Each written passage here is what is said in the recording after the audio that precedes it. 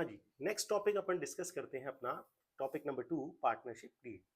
देखिए, जब भी दो या दो से ज्यादा लोग मिलकर के पार्टनरशिप बिजनेस में आते हैं तो सबसे पहले पार्टनरशिप बिजनेस का बेसिक है एग्रीमेंट।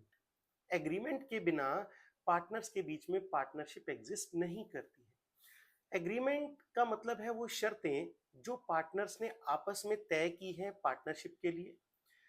और एग्रीमेंट जो है वो पार्टनरशिप एक्ट कहता है कि रिटर्न में भी हो सकता है और ओरली भी हो सकता है। ओरली का मतलब है आपस में बैठ करके शर्तें तय कर ली और बिजनेस शुरू कर दिया, कोई दिक्कत नहीं है। पर इन केस फ्यूचर में कोई झगड़ा हुआ, कोई डिस्प्यूट हुआ तो उसको सेटल कैसे करेंगे, क्योंकि आपके पास कोई एविडेंस तो होगा नहीं दिखाने के लिए कि क्या बात तय हुई थी क्या नहीं हुई थी। कोई अपनी बात से पीछे हट जाएगा तो आपके पास सबूत क्या है? कुछ भी नहीं है। तो जी, एक्ट ने तो कहा है कि एग्रीमेंट पार्टनर्स के बीच में रिटर्न भी हो सकता है, ओरल भी हो सकता है, बट प्रेफर सब करते हैं रिटर्न एग्रीमेंट के लिए, जिस रिटर्न एग्रीमेंट को ही कहा जाता है पार्टनरशिप डीड। तो बहुत सारे फायदे हैं इसके पार्टनरशिप डीड बनाने के। क्या फायदे हैं, क्यों बनाई जाती है, क्या अच्छी बातें हैं इसकी, ये सारी बातें अब अपन इस टॉपिक में डिस्कस करेंगे। कहते हैं मीनिंग में, partnership deed is a written document which contains the terms and conditions of partnership agreed upon by all the partners।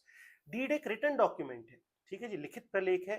इसमें क्या लिखा हुआ है? शर्तें लिखी हुई हैं पार्टनरशिप की। पार्टनर्स के बीच में जो भी शर्तें तय हुई हैं कि कौन कितनी कैपिटल लगाएगा, कौन कितना प्रॉफिट लेगा, कितना हिस्सा किसका रहेगा, ये सारी बातें इसमें लिखी होती हैं, जिनके ऊपर सभी पार्टनर सहमत होते हैं।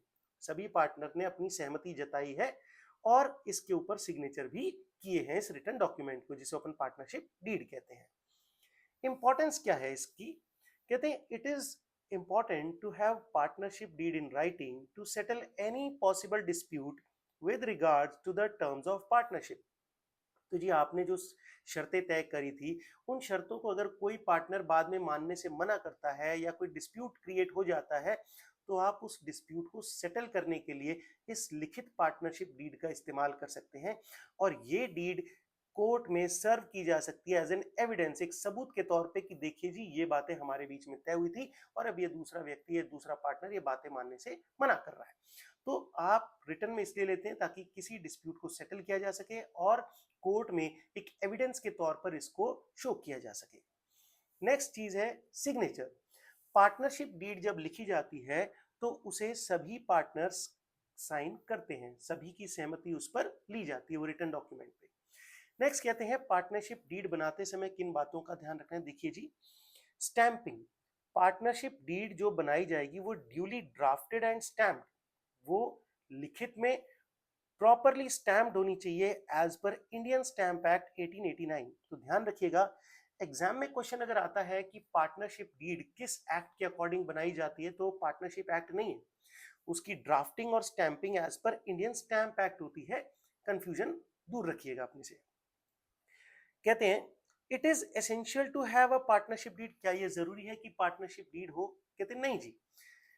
No, it is not essential to have a partnership deed. In this case, the relevant provisions of the Indian Partnership Act 1932 would be applicable। देखो, पार्टनरशिप डीड लिखित में जरूरी नहीं है। इवन ओरल भी आपने अगर कोई बातें तय नहीं करी है तो कोई दिक्कत नहीं है। जब झगड़ा होगा ना, तो पार्टनरशिप एक्ट क्या कहता है, उस झगड़े के लिए या किसी भी पर्टिकुलर सिचुएशन के लिए वो बातें लागू की जाएंगी। मान के चलिए आपने बिजनेस तो शुरू कर दिया, पर प्रॉफिट कौन कितना लेगा ये डिसाइड नहीं किया। उस समय तो यारी दोस्ती में बहुत अच्छा लग रहा था कि चलने दो बिजनेस, कोई डिस्प्यूट नहीं है।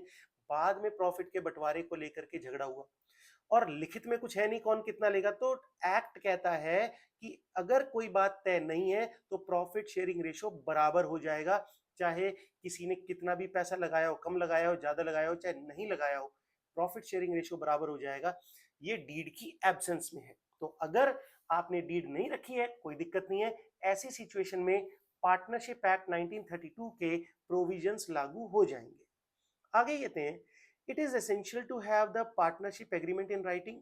क्या पार्टनरशिप का एग्रीमेंट रिटन में ही होना चाहिए? नहीं जी, पहले भी बताया, ये एग्रीमेंट रिटन भी हो सकता है, ओरल भी हो सकता है। No, the partnership act does not require that the agreement must be in writing. The agreement can be either oral or written, तो लिखित में भी हो सकता है, ओरली भी हो सकता है। आगे कहते हैं नीड फॉर पार्टनरशिप डीड, क्या जरूरत पड़ रही है रिटन डॉक्यूमेंट की जिसे अपन पार्टनरशिप डीड कहते हैं? To settle the dispute and misunderstanding, किसी भी तरह का झगड़ा या आपसी मतभेद अगर हो गए हैं, गलतफहमी हो गई है, तो उसे सेटल करने के लिए और टर्म्स एंड कंडीशन के हिसाब से सेटल करने के लिए पार्टनरशिप डीड बनाई जाती है। To regulate the rights duties and liabilities of each partner, सभी पार्टनर्स के राइट्स क्या हैं, उनकी ड्यूटीज क्या हैं, उनकी लाइबिलिटीज क्या हैं, ये बताने के लिए भी डीड काम आती है। नेक्स्ट है ऑल्ट्रेशन इन डीड, क्या डीड में आप कोई बदलाव कर सकते हैं, कोई संशोधन कर सकते हैं?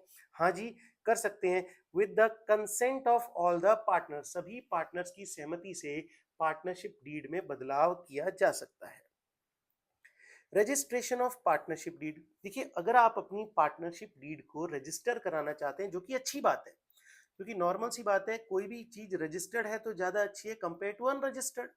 तो आप अगर अपनी डीड को रजिस्टर कराना चाहते हैं तो अपने स्टेट के, अपने राज्य के रजिस्ट्रार ऑफ फर्म के पास जाकर के आप अपनी डीड को रजिस्टर करा सकते हैं।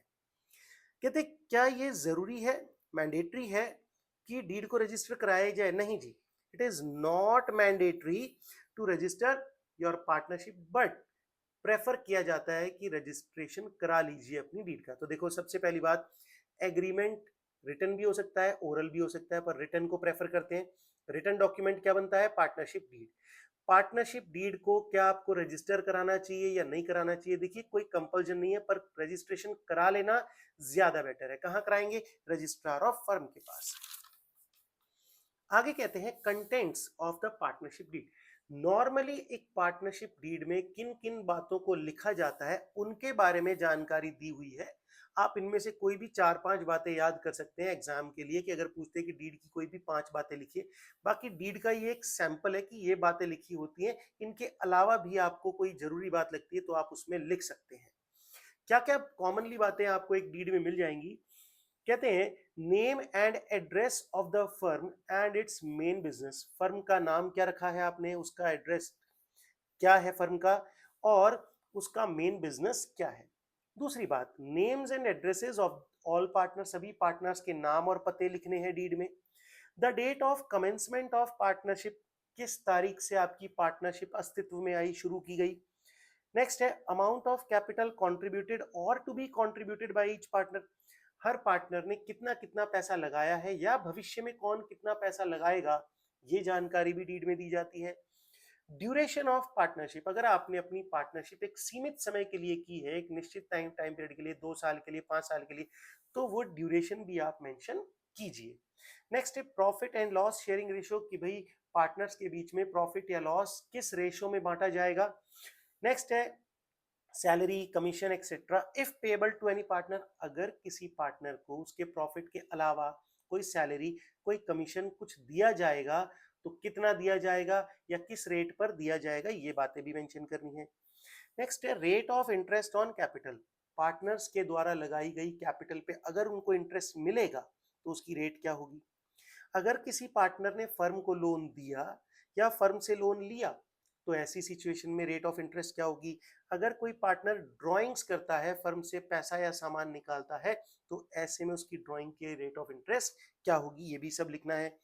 Method of settlement of disputes among the partners, कि भाई अगर झगड़ा हो गया पार्टनर्स के बीच में तो उसको सेटल किस तरीके से किया जाएगा, क्या सीधे ही कोर्ट चले जाएंगे या आपस में बैठ करके पहले बातचीत की जाएगी, और अगर बातचीत की जाएगी तो एंड में फाइनलाइज जो डिसीजन होगा वो किस पार्टनर का होगा। ठीक है जी, तो डिस्प्यूट कैसे सेटल होगा वो भी लिखना है। Rules to be followed in case of admission, retirement, death of a partner and any matter relating to the conduct of the business, कि भाई अगर किसी पार्टनर को, नए पार्टनर को शामिल करना है या किसी पार्टनर को रिटायर करना है या किसी पार्टनर की डेथ हो जाती है, तो ऐसी सिचुएशंस में क्या क्या रूल्स फॉलो किए जाएंगे उनके बारे में भी आपको जानकारी देनी है। Next is treatment of loss arising out of insolvency of one और मोर पार्टनर्स, अगर एक से या एक से ज्यादा पार्टनर्स दिवालिया हो गए, उनके पास नहीं है कुछ भी पैसा बचा, तो ऐसी सिचुएशन में जो लॉस होगा बिजनेस का, जो उनकी वजह से हुआ है, जो वो सेटल नहीं कर पा रहे, तो उसका ट्रीटमेंट क्या होगा। और भी कोई भी जरूरी बात आपको लगती है तो आप डीड में इंक्लूड कर सकते हैं। आगे कहते हैं नो डीड और नो एक्सप्रेस एग्रीमेंट। अगर पार्टनर्स के बीच में कोई भी लिखित डीड है ही नहीं, या कोई ओरली या कोई भी एक्सप्रेस एग्रीमेंट, स्पष्ट रूप से कोई एग्रीमेंट नहीं है, तो क्या होगा? तो जी पहले भी बताया, पार्टनरशिप एक्ट 1932 के प्रोविजंस अप्लाई हो जाएंगे। If there is no deed और no express agreement on any matter, किसी भी मुद्दे पर पार्टनर्स के बीच में ना तो डीड है ना एक्सप्रेस एग्रीमेंट है, तो partnership act, Indian partnership act 1932 के प्रोविजंस लागू हो जाएंगे और उनके हिसाब से ही डिस्प्यूट को सेटल किया जाएगा।